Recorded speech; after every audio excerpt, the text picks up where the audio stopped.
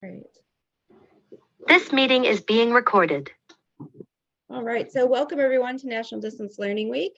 This is our final presentation on Tuesday, and we are pleased to have you join us. I just have a couple housekeeping items and ask if you would keep your mics muted as the session's being recorded. We do have time for Q&A at the end.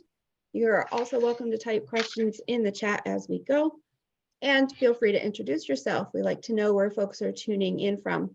I'm thrilled to introduce to you our speaker today, Jean Amato. Jean is an associate professor in the English and Communication Studies Department and coordinator of the Asian minor at Fashion Institute of Technology. She's a 2014 recipient of the SUNY Chancellor's Award for Excellence in Teaching. And Jean has led interdisciplinary translanguaging symposiums, presented on digital humanities at various conferences, and developed curriculum and taught in various areas in her discipline. So Jean, we're really happy to have you here and to learn from you today. So I appreciate your time. I'm looking forward to learning from all of you.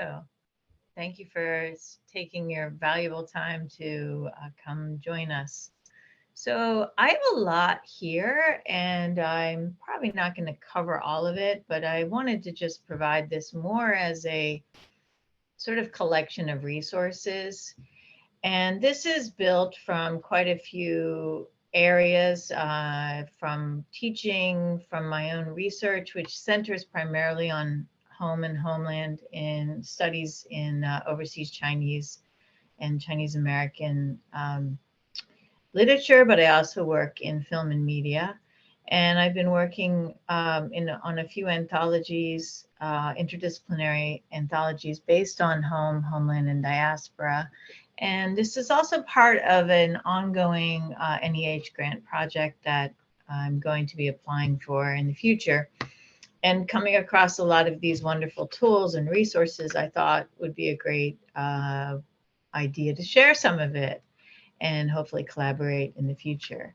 So the goals here, and I'm going to turn because I have a very tiny laptop, so I'm going to look at my monitor now, which is much bigger. Some of the goals are to get students involved in co-creating with the faculty member, building class content through digital humanities, and to create and share sample assignments for both online and blended, remote, and also in class. It can be used across all formats. That can be easily shared across disciplines and easily replicated. I come from a background, I teach, I've taught ESL, I work in Chinese and English. I've done a lot of work on translanguaging practices in the college classroom. I also teach in film and literature and have taught composition in ESL for a few decades. So it kind of all comes together here.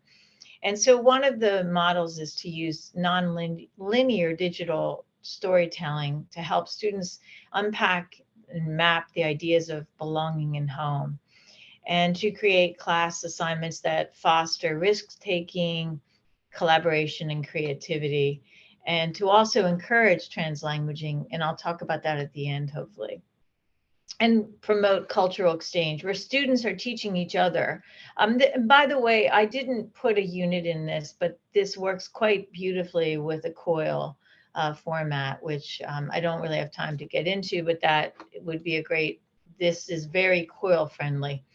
So some of the goals for students, and I'm going to move through this part very quickly because I'm more interested in getting to the examples, is to sort of help open up traditional college curricula, decenter the faculty member, decenter English and US resources, but also get students grounded in the local global ideas of belonging and mapping and community building.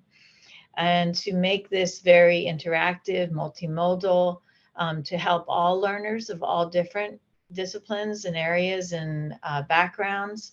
We at FIT have a very rich, diverse student population. We have a high number of non-native English speakers. We have a very global cosmopolitan community. We also have different ages. We have a lot of students who are first to go to college. We have 2-year, 4-year in grad. So our classes are by nature multimodal. So how to reach a wide array of students is part of what is behind some of these projects. The idea too, to move beyond specific locales and points of view and to tell their own stories, and to look at the affiliations that we don't really question sometimes. And the questions of what is home to you is a kind of core part of this project. And also to look at different ideas of housing justice, that you could go that way, sexual and gender norms and how they're constructed in the spaces that we live. I will be at the end of this very long collection of slides. There's a resource link with a lot of links that some of you may just want to download just those, and they may be useful for you to develop your own projects. But some of the ones I'm going to be focusing on today are primarily the maps that made you, the third bullet, some features from the Tenement Museum, and Your Story, Our Story, and a little bit from an international creative story mapping project called Stories in Place. But I'll also be drawing on a lot of what we've done at FIT. The first unit that I'll discuss here is home and homelands, how to use concepts of home and homelands in the classroom and why. And I think part of it is because it helps students think both locally and globally. It helps them question their ideas of belonging. It helps them think about, if you know where you come from, it helps you think about where you want to go and how to create activism and agency. And, you know, with the upheavals around us, with increasing migration and displacement, this becomes a much more powerful discussion for all disciplines. And to reflect on the very diverse, layered, rich, multifaceted ideas of our homes and homelands and communities that are literally never staying in place and always changing. I always tell my students our homes never stay in place either. They move on without us. They don't need us, despite our nostalgia. And to really focus on the kind of micro, macro level. And home is such a complex, fluid process of renegotiation. And in my classes, when I do units on home and homeland, I always start with this, asking students to write down the first 5 words that pop in their mind when they think of home. And when they do that, it changes every minute. And the range of what home means to each and every one of us is constantly changing based primarily on where we are right now. And, you know, if students do this right before Thanksgiving, for example, they're going to probably talk about bed, food, sleep. You know, it really is impacted by where you are and what's happening right now. So some prompts that I often use in literature and writing classes are questions such as these. And I'm not going to get too into that because I made this slide with the intention to sort of pack it with a lot of resources that anyone that is interested may want to, you know, use or draw on. And some of the questions are, you know, how do depictions of domestic space partition bodies in terms of gender? How do works challenge or reinforce heteronormative givens? How does the question, where are you from, imply where someone is not? In many of my literature, I teach immigration literature and I teach Asian American literature, and that question is a unit in itself, and students really unpack that and read some interesting essays on this question and unpack it in their own writing and in their ideas. So just a little bit on, I'm not going to talk too much about home and homeland because this is more about mapping. and digital humanities, but I wanted to sort of show you where the roots of the mapping projects came from. This is just a very simple example of a,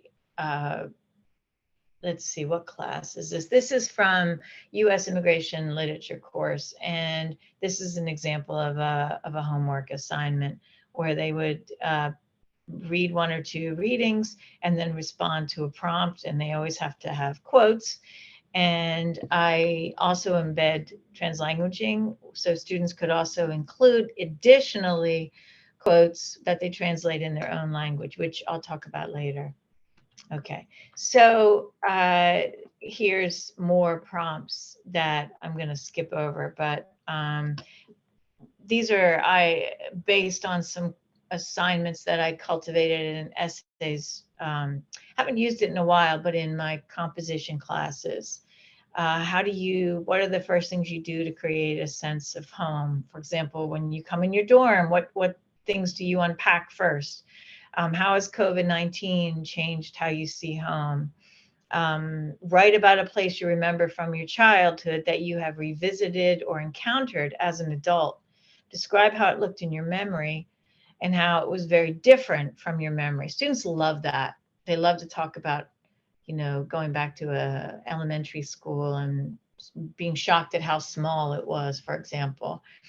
The idea of memory and family stories and how they've changed. A lot of ideas like that they really love to write about home, by the way. It's a favorite of students. And I convert that and scaffold it with readings, writing prompts, in-class activities, and then eventually a final essay on the topic that they write on. I've been using a lot of Padlet in my classes to help students move it to, and particularly because I teach a lot of online classes, and of course we all had to go remote. So ways to use Padlet in embedding mapping and embedding stories of home and homeland. And here I'm just justifying why I think it's a great resource. The other part about Padlet that I really love is that Padlet allows for faculty to share amongst other faculty and to copy and reproduce best work from students, taking off students' names and sharing templates, and also potentially collaborating across with other faculty member. I'm not going to talk too much about that, but these are just some ideas. And this is from a class unit, again, from the Immigration Lit course. This is write down the first 5 words that come to your mind and explain it. And then, what is home to you? And that this is in addition to a regular writing assignment. So students also, I introduce things like urban archives, which I'll talk in a second, interactive maps where they can quickly type in an address, particularly in New York, and find images of the home that they grew up in, or the home that they are renting, or the neighborhood that they currently or used to live in. And they can share that. So, making it easy for them, embedding it right into the Padlet, they can quickly access some of these tools. This is an example of a Padlet that students did. And I often will just have them do that. If it's an in-class, I'll have them actually do that live in class. So they start interacting and sharing right then and there. And it's a low impact assignment. It's just a short work that they do. And what's nice about it is that they can track ideas of home. Many students have many ideas of home. They're not just one. Maybe it's where their ancestors are from. Maybe it's where they summer, and maybe it's where they just dream of living. It doesn't necessarily have to be. And some students did interesting comments where they talked about an airport being their home. Here's one example. And again, this is sort of 5 or 10 minutes in class. This is not, it can be a big assignment, but it can be a quick, thing to sort of generate the ideas before the students hit the fiction or the writing assignment, just getting them warmed up into the concepts of sharing where they're from. And also, unpacking the idea beyond just spaces and places and physical. Here's another example, a student talking about home to me as being in transit and included a photo of riding in a taxi. And so I think, again, unpacking the rigidness of these concepts is quite helpful. Okay, so I'm going to move now into talking about mapping and why mapping in digital humanities can be another great resource for our students. And to introduce this concept, one of the first things that, and this is very interdisciplinary, maps themselves are imaginary constraints to concrete experiences. They can flatten, right? Life histories, multiple migrations, erasures, oppressions, border crossings, complex cosmopolitan lives to simple spots on the map. So how to unpack that, right? And most mapping tools are usually in the hands of institutional powers. So how to get the students to kind of claim their own mapping and write their own mappings is a big goal of this project, or many of these projects. So how to break out of the lines of traditional mapping and to maybe think about some of these questions. How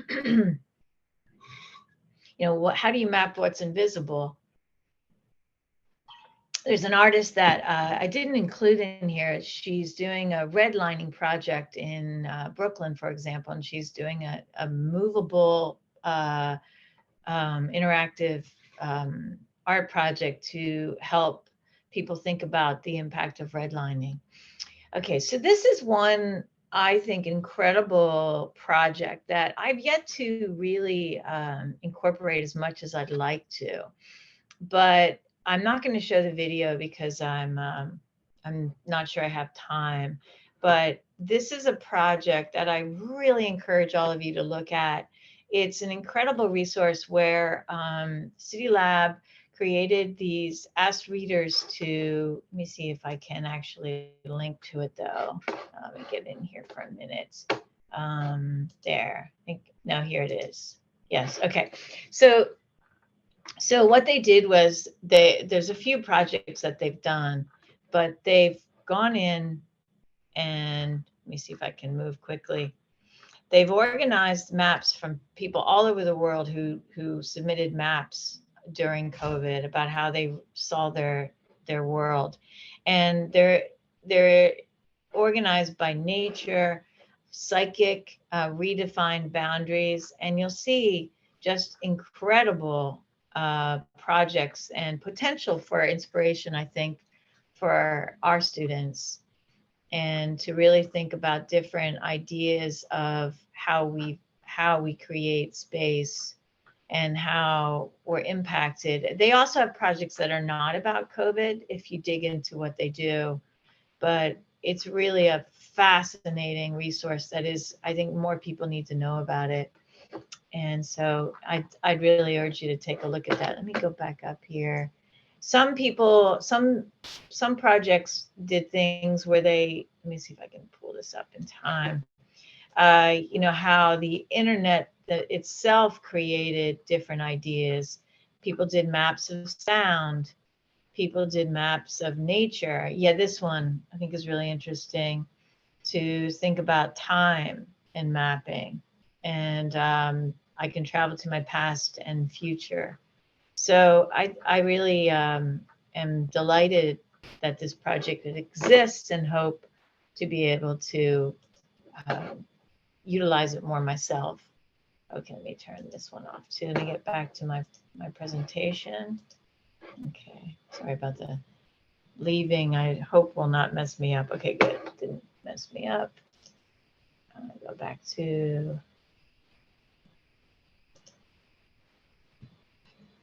I'll try not to leave very often.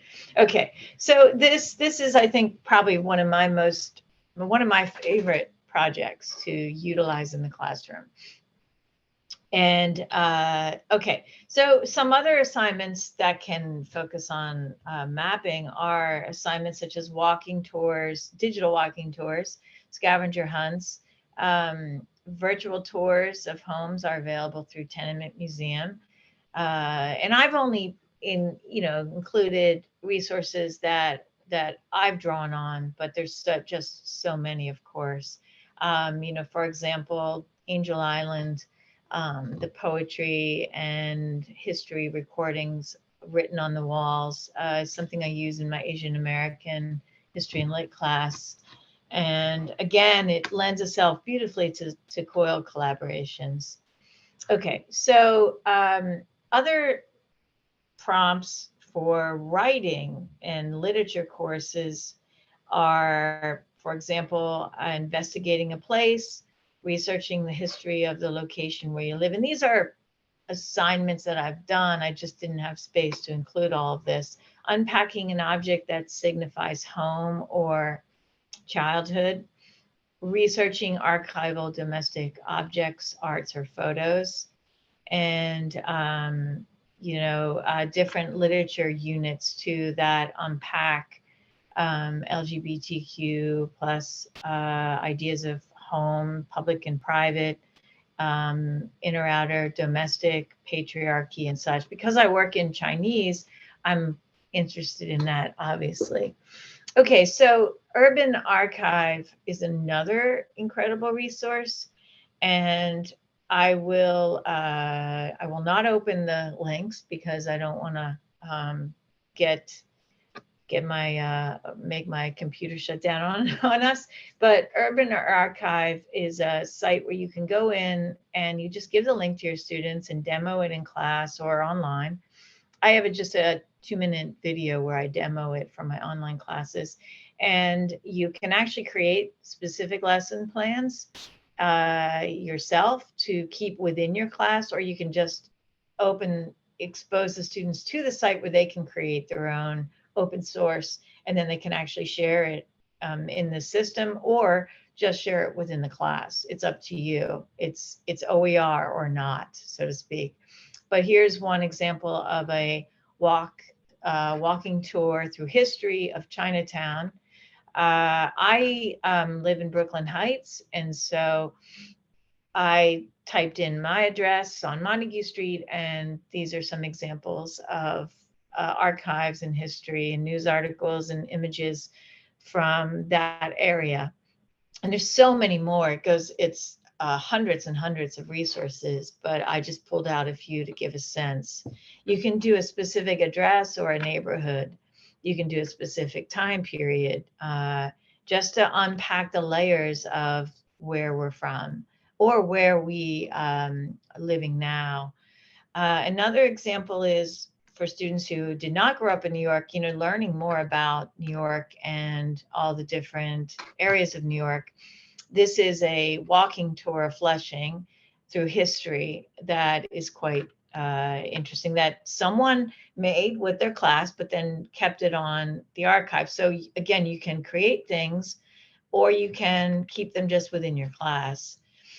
A collaborator I've worked with for over 2 decades is a community artist activist named Tafu Tan, based in Staten Island.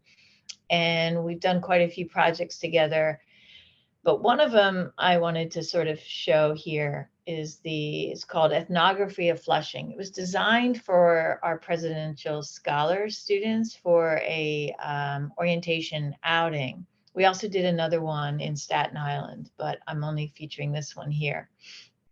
And they went on a kind of treasure hunt where they were encouraged to explore different things, like find how many religious sites, how much can you buy with $1, go to the library and how many languages, because the Flushing Library is one of the most diverse libraries in the world. How many languages are available?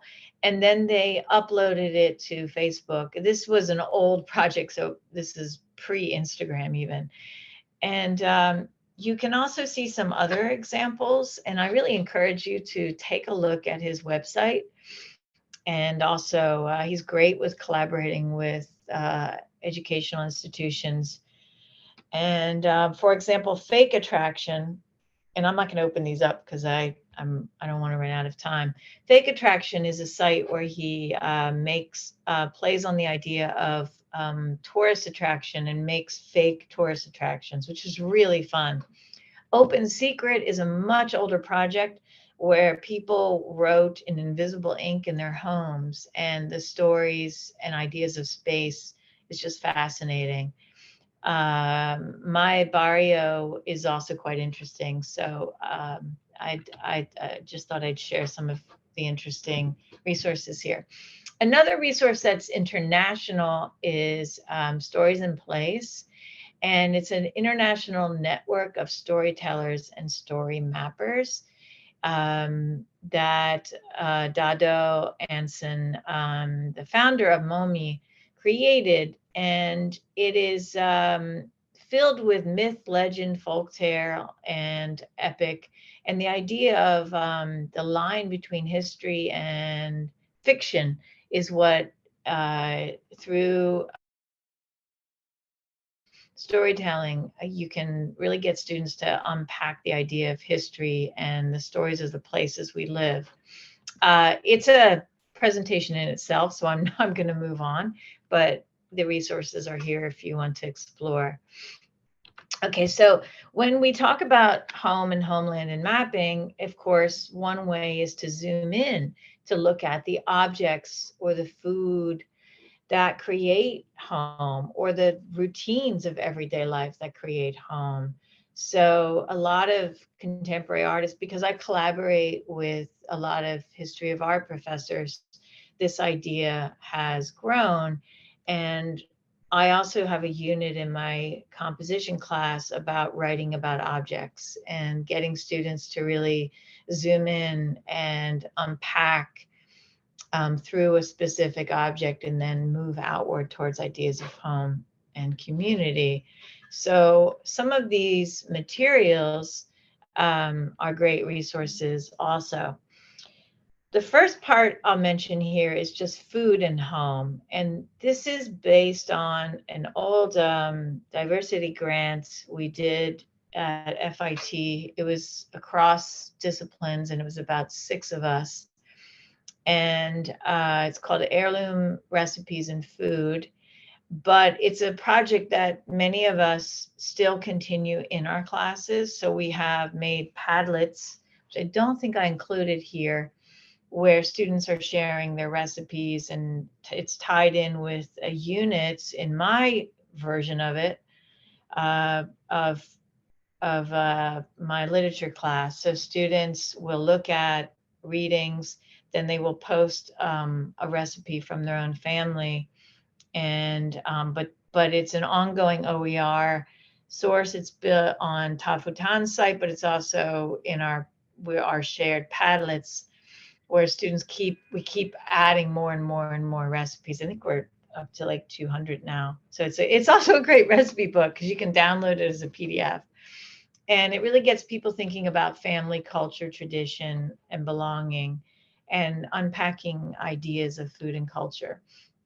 Here's some examples.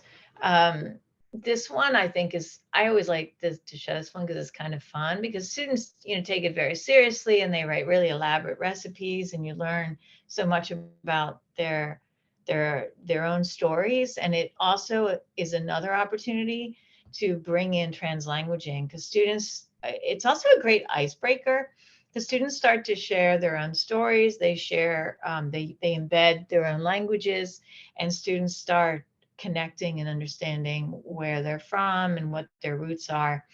And it's also, there's assignments where students break away this sort of tokenistic exoticizing to, like what you can see here. This student embedded text from his mom. Can you send me the recipe for Sunday sauce? I need it for an assignment. 2 cans of tomato sauce. That's it. Okay. And you add all the meat. What kind of meat? Pork for gravy, sausage for my famous meatballs. What's in your meatballs? Magic. Okay, that's fine. Okay, so that, that can be as simple as it can be as elaborate or complex as the students like. And of course, when we did it at our school, employees, administrators, faculty, students, we all participated. So I have a lot of recipes of my own and my family in this. And students get to, learn. And I used it once as an icebreaker for an online class, and it worked really well. So it's another way to share resources. Okay, another source that I find to be really helpful is the New York City Tenement Museum.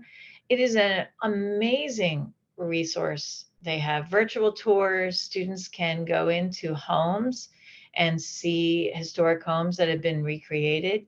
There's a project called Your Story, Our Story, and it's a national project that explores immigration through crowdsourced stories of everyday domestic objects.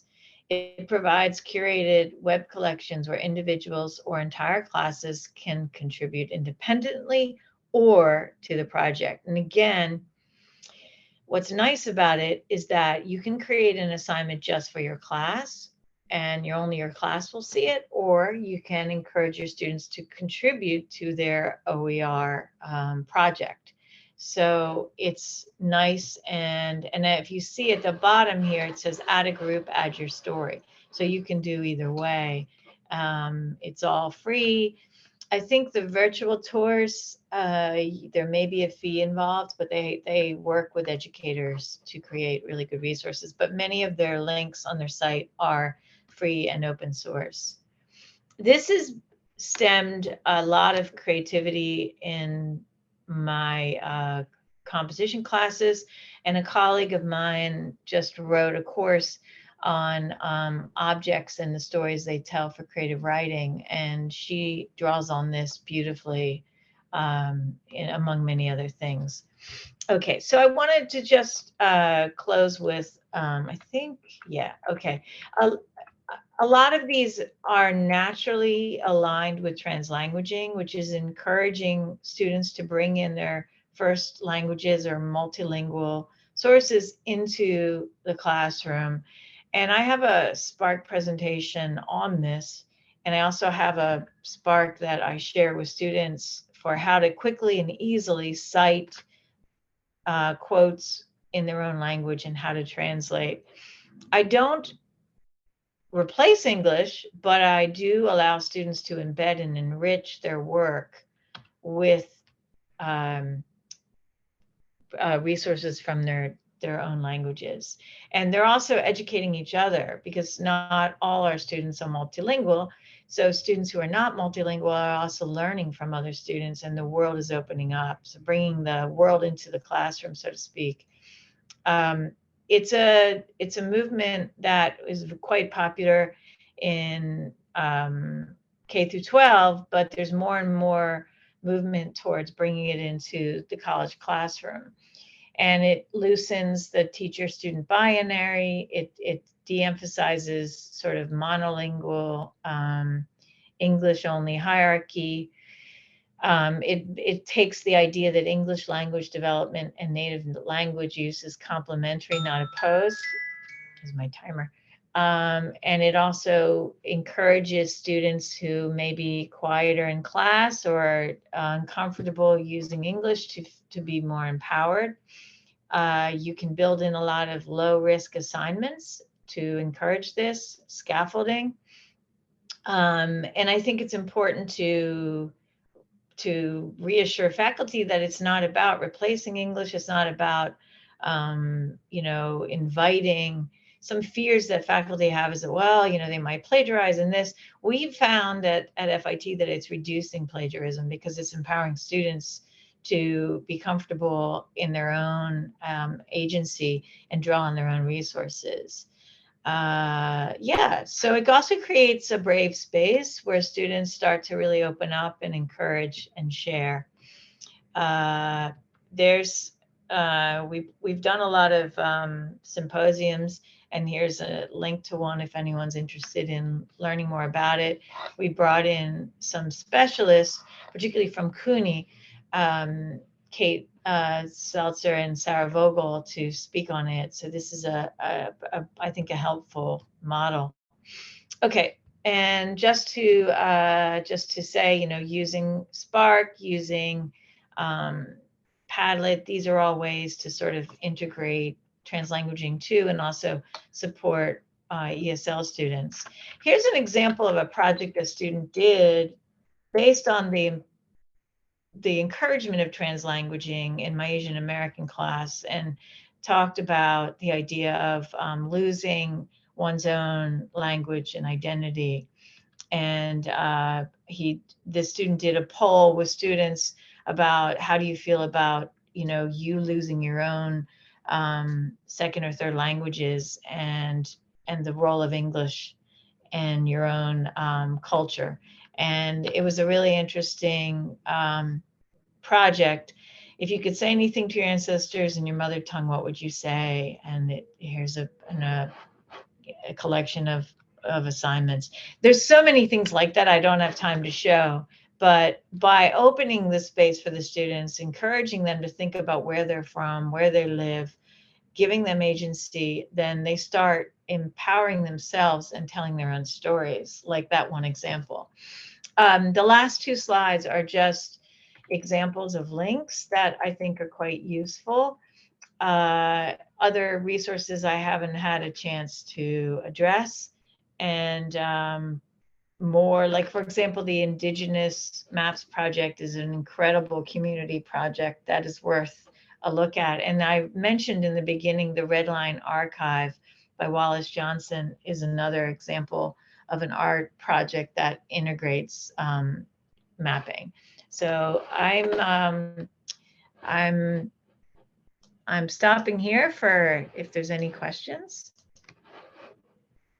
Jean, I just want to jump in and just say thank you so much. I'm really interested in all of these topics. I love the tools that you shared, how you use them, how you leverage them really to, you know, engage the students and be able to provide sort of like a framework for them to explore these concepts. I'm a former English teacher, so I'm a bit of a geek about your presentation. So really like that. So just to open the floor for others who are here on the call, are there any questions or comments? And you can type in the chat or use your mic as well. And please reach out. I love sharing and collaborating, and I'm trying to get more and more involved in SUNY collaboration. So anyone that's interested, I'm very happy to share, you know, anything. I know you mentioned COIL a couple times. Have you taught a COIL class? You know, I've done the training. All my colleagues have done it, and I haven't done it yet. And it's on my top of my to-do list. And you know, I think my problem, I teach a global martial art. I wrote and teach a global martial arts cinema class, and that's the area where I think I'm going to first try COIL. But I haven't set that up yet. But that's actually the direction I'm going with that. So it's very, very important to me. I just haven't gotten to it. No, that's great. I just think some of your content really lends itself to that. So. Yeah, I think so too. And, you know, my colleagues keep saying, come on, you know. Yeah. Great. Any thoughts or questions for Jean?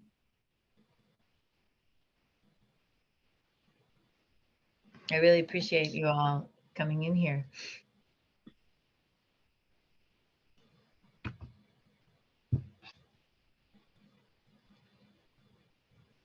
All right. Well, Jean, I will go ahead and wrap us up if I'm not hearing anything other than some great comments in the chat for you. So I appreciate you sharing your expertise today around this area, and of course to all our participants for your attendance and attention. We put all of our slides for Distance Learning Week on that bit.ly URL that you see in the chat. And I also like to just mention that our week is sponsored by USDLA. They host National Distance Learning Week every year, and they have numerous sessions throughout the week at all different times, evening, you know, because it's across the country. So they have it for different time zones. And they do feature our SUNY presentations, so that's always really nice. So, this can extend beyond our SUNY community and other folks can see our recordings. So we really do appreciate that. It's a lot of fun to work with them on this every year. So I know I stuffed a lot in this, but I hope some of it is helpful. That's why I love to share the slides, because I can see someone like myself and probably others on the call are thinking about, oh, I want to go back and look at that thing, or whatever it was that sparked our interest. So Me too. wonderful. Yeah.